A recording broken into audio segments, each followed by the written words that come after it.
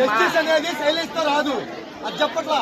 విషయం క్లారిటీగా కమ్యూనికేట్ అవటం సైలెంట్ గా అవ్వాలి. కానీ కమ్యూనికేట్ అనేది చాలా మంది తెలిసిపోయింది, మినిస్టర్ల దగ్గరికి వెళ్ళిపోయింది, మీడియా ద్వారా స్ప్రెడ్ అయింది. పోలీసులు ఎటువంటి ఆధారాలు లేవు, ఇంకోటి ఏం లేదని చెప్తున్నారు.